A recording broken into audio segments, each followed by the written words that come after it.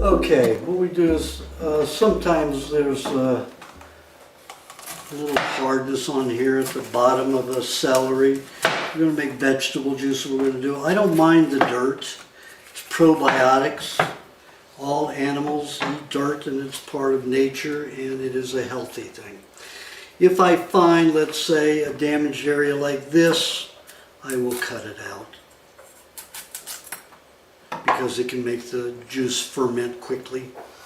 And then what we'll do is just break the celery off and put it into a bowl. This.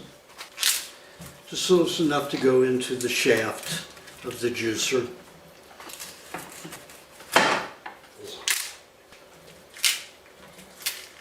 Alright, so we prep these. Then with the carrots, I like to cut the ends off. These, where the stem was, the stalks, if you juice this, it causes a lot of bitterness. Not that it's a bad thing. That bitterness is something not very enjoyable. Some people like it, most people don't. So I cut them. Sometimes it can be even hot and very gross tasting. Anyway, what we'll do is cut the ends off of all of them so we don't have that bitter taste. Okay, now you see the dirt all over these beets. I leave it if they're organic. If they're not organic, I wash everything. But everything we have today is organic. The carrots, the celery, the parsley, the cilantro, the beets. The cucumber, don't know. I don't trust them very much. The zucchini, I'll show you how to tell whether they're organic or not. Now, I leave the dirt on these. Everything I do not wash. Now, these have to be small enough to go in that chute. So I will cut the beets in half. Now, beets are excellent for increasing hydrochloric acid in the system. They have the nutrients to help the body, the stomach, build hydrochloric acid to make food small. Now this one I'm cut into 3 pieces instead of 2 to make sure it goes through there. The centerpiece still may be a little fat, so I will chop that even more. So that's ready to go. We'll put those in this jar, this bowl. Put those in this bowl. Now the way to tell whether either an apple or a pear, cucumber, zucchini is truly organic or not is you take a non-serrated knife, like a paring knife, and you scrape it over the skin. Now you see you have a wax here. There's a wax on the blade. Now take that off into your finger. If that dissolves, it's truly organic, and you see it didn't dissolve. So it's a synthetic wax. This is a petroleum wax on here, and they're lying and taking our money and making us pay a lot of money for it. So what we have to do is we have to peel this because it is not an organic cucumber.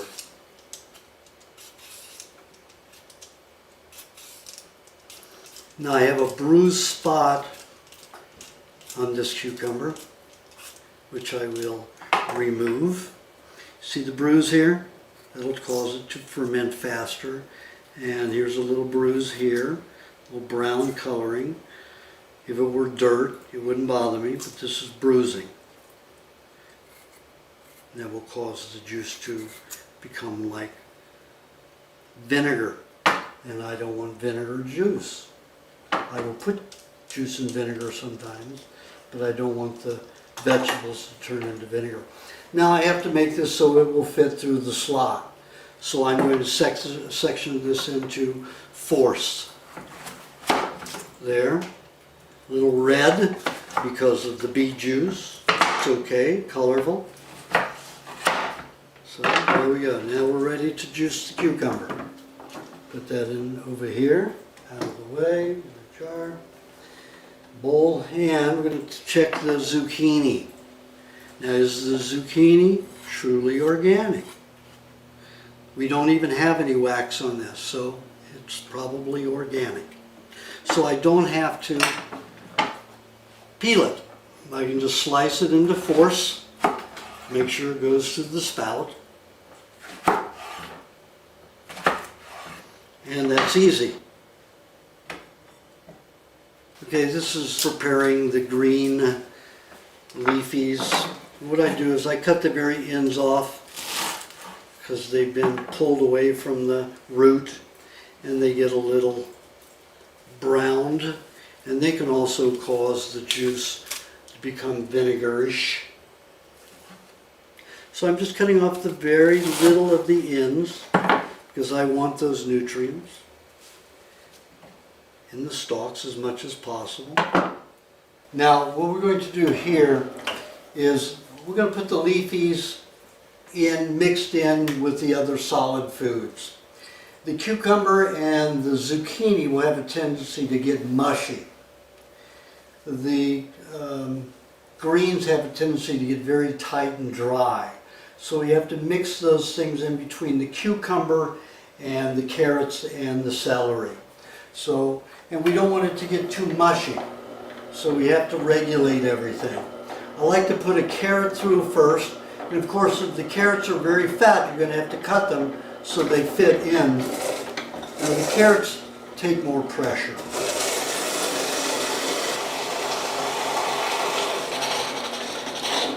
The fatter they are, the more force you have to apply. Okay, now I've got enough carrot running through there. Now what I do is I'll take a little bit of the parsley and a little bit of the cilantro, and I put them stalk first. Watch what happens when you put them stalk first.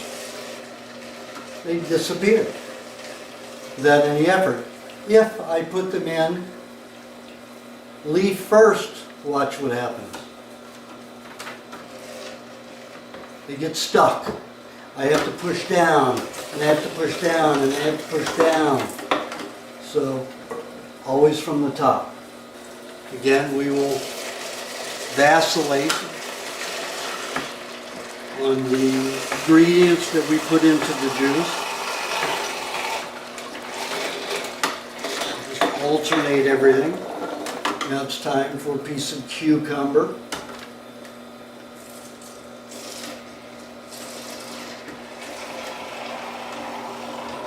Now here it's getting mushy in there. So I'm going to put some green in, which will allow it to get drier. And see, it just disappears. Put a carrot or two in. Now the carrots and the celery we have most of. So of course we're going to put probably 2 carrots at a time.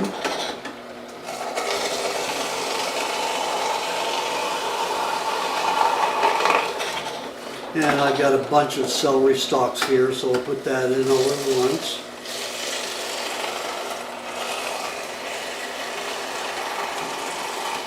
And if it gets a little tight, remember, twist and push. Now it's time for more greens. And what I'm doing is putting 2 bunches of parsley and 2 bunches of cilantro. You see it just disappeared. Pretty wonderful. Makes it very easy. And again, we'll put some more. I'll put a little zucchini here, and that will make it mushy too. Let's put this in. Sometimes I will do that. I'll put the pointed end in just to flatten it a bit. Then I turn it upside down. It's easier to push. So we'll go back to a few carrots.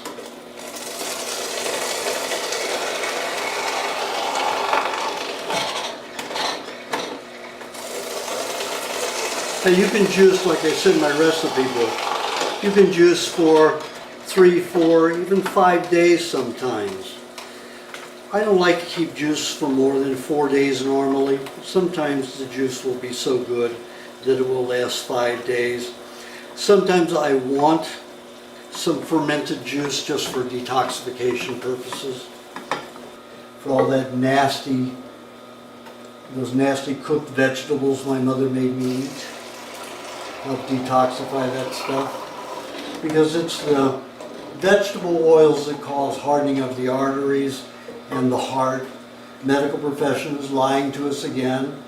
All the tribes who only eat meats and even cooked do not have any heart disease nor arteriosclerosis. The people who have heart disease and arteriosclerosis are the people who eat vegetable oils, humans who eat vegetable oils, because we're not meant to eat vegetable oils. In the human system, we have a body temperature about 98.6 and lower. Herbivores have 102 to 105.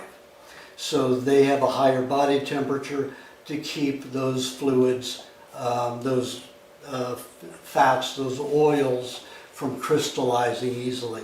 In us, if we make those oils into parts of a cell, they have a tendency to dehydrate at lower temperatures, even though we're only talking about 5, 6, 7 degrees. The vegetable oils will crystallize and turn into crystals. And that causes hardening of the arteries and heart and a lot of problems throughout the system. On top of that, if you hydrogenate the vegetable oils, you basically turn them into plastic. And that's how you make plastic. So what you have is trans fatty acids.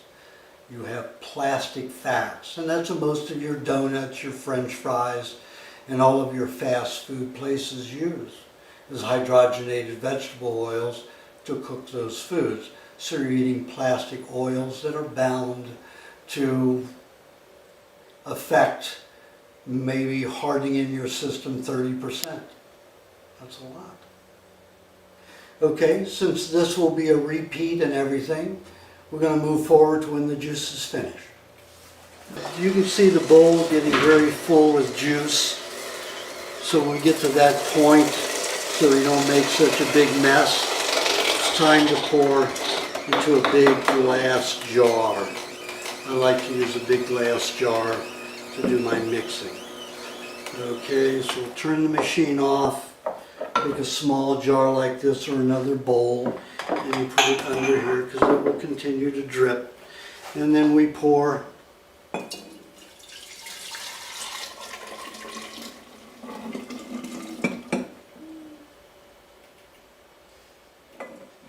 into there. Now these pieces of beet are very tough and very hard, so sometimes you have to add a lot of extra force.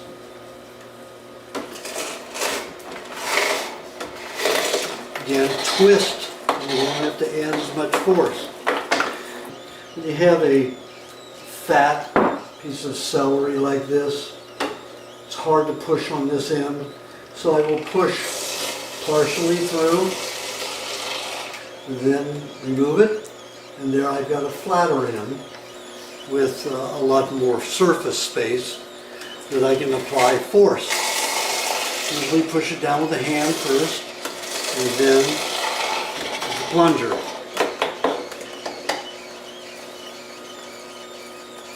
And then continue juicing as usual.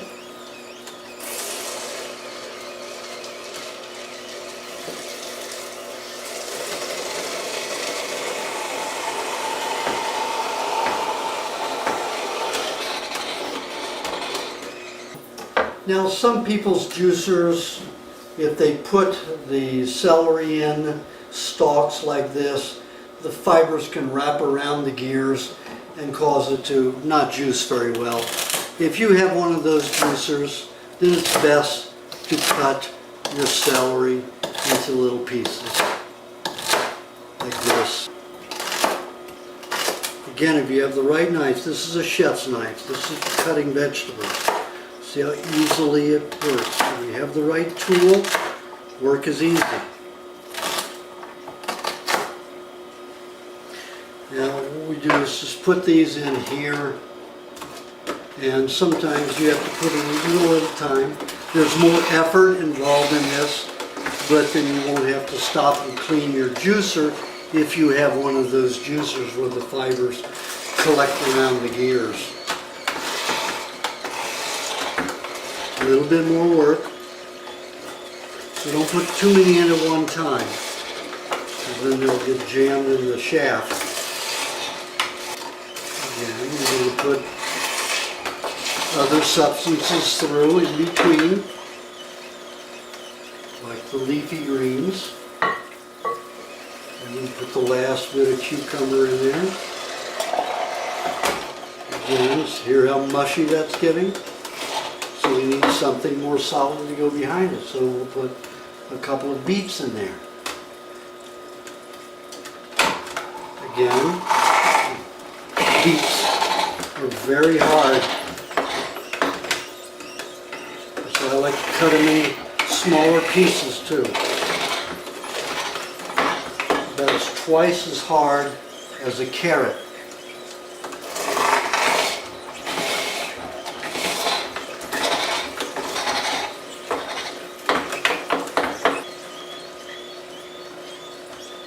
And if you notice how weak humans are, humans don't eat dirt anymore. It has a lot to do with it. They don't have the probiotics. Dirt is very important. Bacteria is very important. And the industry and medicine, pharmaceutical houses want us to be sick, so they tell us to avoid bacteria. Like I said, for every one human gene, we have 100 to 150 bacterial genes. So we are a lot more bacterial than we are human. And I want to be strong like animals out in nature. I don't want to be weak like most humans are these days. Athletes are rare. Exceptional athletes are rare these days. And bacteria has almost everything to do with it. 95% of all the functions in your body are bacterially instigated and completed. I like pulp from a cucumber and the zucchini. Now, I blend those into the vegetable juice. They are collagen precursors. That's good for the skin, helps connective tissue. So, again, we have to peel these. Even if they were organic and didn't have the petroleum wax on it like you saw earlier on these cucumbers. Now you see the movement here? You start way in the back. You start in the mid, you have to cut into the skin. It's not easy. You start back here and you move smoothly in one fell swoop like that. Sure not to get your fingers when that happens. And sometimes you have a little indent and you have to go back and collect it.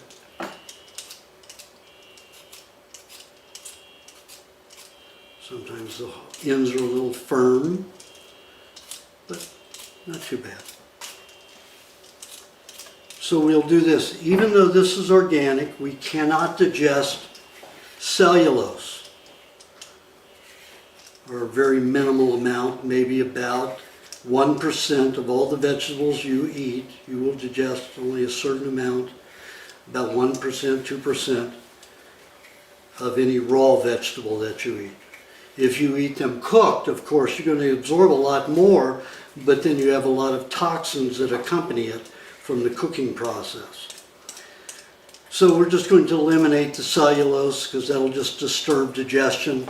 It'll cause alkalinity in the intestine when we have to have acidity in the intestine because of the putrefactive bacteria. Alkaline pulp like this that goes through the system will neutralize the intestinal bacteria and juices, and then we won't digest it very well. So what we do is then we slice this, slices like this. Again, don't have to be too small nor too big.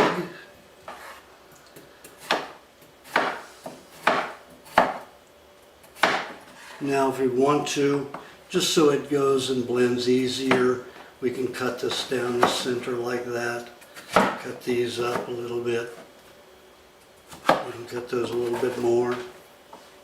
So, easier to blend. We're going to do the same thing with the zucchini. What we can do with this one is we'll slice it like this in the center and then divide it. The zucchini isn't as slippery as the cucumber, so it's a little easier to cut it this way. Now what we will do is we have a quart jar. We're going to put zucchini is a little bit tougher, so I want to put those at the bottom. Those will go into the blades last.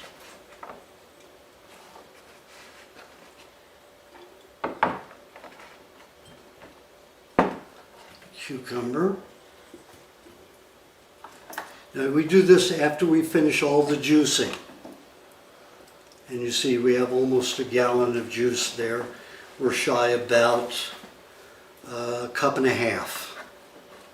Just push them down in there to make room. And then what we will do is we take some of the vegetable juice and we pour it into there. This will make a liquid from which we can blend those easily. And it'll keep out oxygen because we filled it almost to the top. Now we'll put the blender blades on top. Again, the washer goes against the glass and then the metal behind it.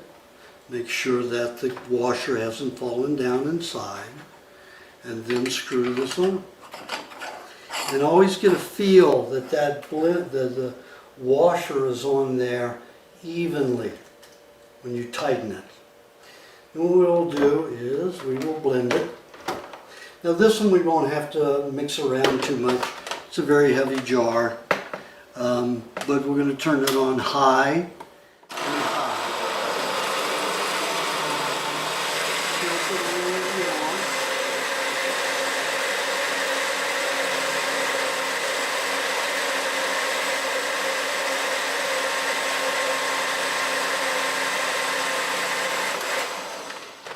If you want to preserve it with a little honey and you like a little honey in it, you can add 1 tablespoon per quart. So we have a gallon here, so you could put 4 tablespoons at this stage if you want to. Now we've got all this pulp in here. We're going to mix it with all the rest of the juice. There we go. We have our almost a full gallon. What we'll do is we'll mix that and we're going to put it in smaller jars. Okay, now what we'll do is put the lid on here and shake this so that the pulp moves throughout the juice. And I would do this pretty quickly because the pulp will rise to the top frequently. So this way we keep it moving. I put it back in these because we're going to fill these jars with juice.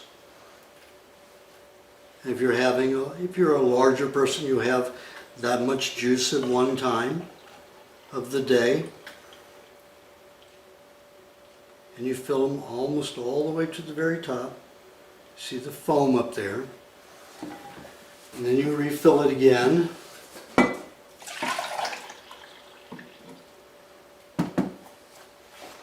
And we have a little 4-ounce jelly jar here, so we'll fill that. Some people only need 4 ounces of juice at a time. This is a 12-ounce. Again, almost to the very top. And this is an 8-ounce. Okay, now, if I put the lid on these, they're going to spill over. So, I take the foam bubbles off of the top. I don't worry about bacteria, it's good. It's the bacteria I want. Again, before you get it too tight, I'm going to push down on the lid, get more air out, because it'll take a good teaspoon more of air out of it, and that's sealed nicely. And here we have a lot of foam on the top. Now it's not quite full enough, so we'll fill it a little bit more. There we go. That's just about right. Put the lid on. Again, slightly push and turn tightly. Now sometimes when you do that, some of the juice will pour out the side because we've gotten all the air out of it. And here's the 4 ounce. And that's pretty good. A little low, so put a little bit more in. Not much foam to it. So put that down in there like that. And there we have it. Now we put these in the refrigerator, and for the amount of juice that we need at a particular time of the day, it's all available and ready. And you do that with all of it. So that should be 4 to 5 days, 3 to 5 days of your vegetable juice. If you do it right like this, it will last at least 4 days. Some people like it very fresh tasting, so 3 days may be maximum for them. I will take it 4 to 5.